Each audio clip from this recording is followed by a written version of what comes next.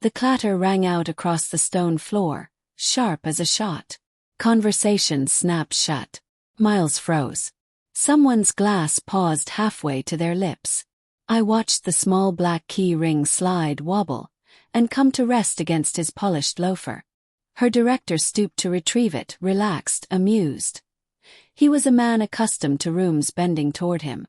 Then recognition struck. Color fled his face. Confidence fractured into something thin and fragile. His hand shook as if the metal stung when he lifted it. He avoided my gaze when he passed it back. He leaned close, breath sour with liquor and panic. "Sir," he murmured, voice barely holding together, "does your wife realize who owns this place?" The band swelled. Laughter returned like a rehearsed cue. My wife squeezed my arm, unaware. I pocketed the keys, and the last missing piece settled into place. I learned years ago that silence can be armor. In certain rooms, the loudest men are the first to ruin themselves.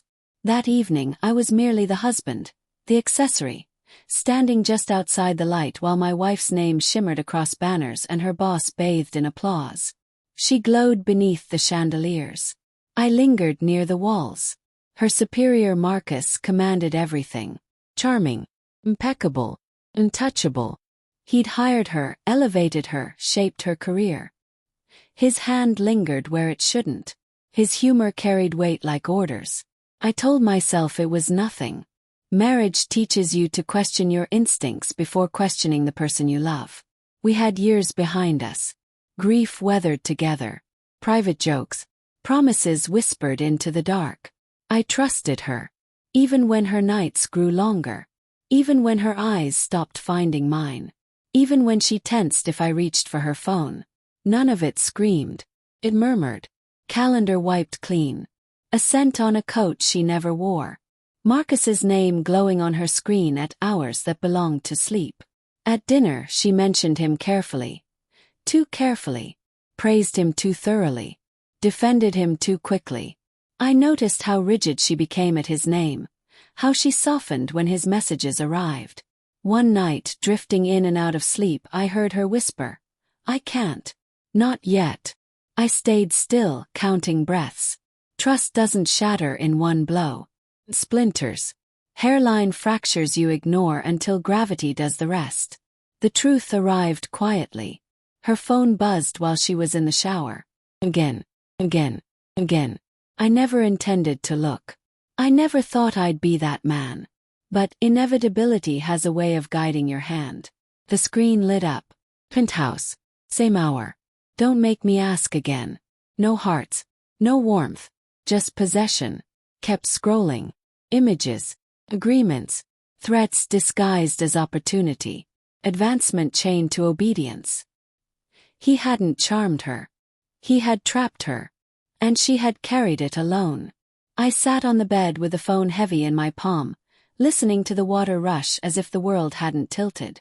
Something inside me went calm in a way that scared me. I didn't shout. Yes.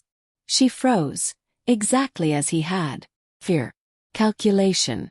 Denial once, then again. Then tears. Then blame. I wasn't present enough. I was distant. I was quiet. She said she was shielding us. I laughed, the sound wrong and sharp. Shielding us from what? She couldn't answer. She looked away. That was the moment. Not the betrayal itself, not the lies. But the realization that she had chosen fear over truth, that she had allowed another man to define the limits of our marriage. I slept on the sofa that night, staring at the ceiling, counting breaths again, and beginning to plan. For years I had built structures no one noticed. Companies layered behind companies.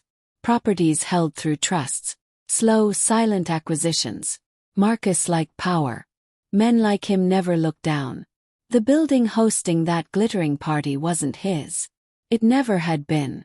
3 years earlier, I'd purchased it through a blind trust. Then the adjacent lots. Then the debt he didn't realize I controlled. His penthouse wasn't a reward, it was leverage. I dug further. His threats weren't unique. Other women. Other silences. Patterns, not accidents. I assembled everything with care. Messages. Financial trails. I didn't rush. Precision matters. I invited him to lunch. He arrived smiling, arrogance polished clean, the fear from the party buried deep. I slid a folder across the table. Page by page, his expression unraveled. I explained the property, the loans, the recordings, the trail he'd left behind. I told him the board would receive it all by morning unless he resigned immediately, publicly, with a confession framed as personal failure. Unless he transferred his shares. Unless he surrendered his severance. Unless he funded settlements for every woman he'd cornered. He tried to threaten me. I set the keys between us. By nightfall he'd signed everything. His reputation dissolved overnight.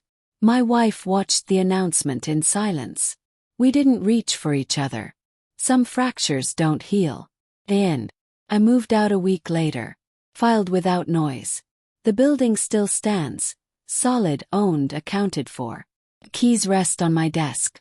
Not as a prize. As a reminder. Power doesn't boast. Wait.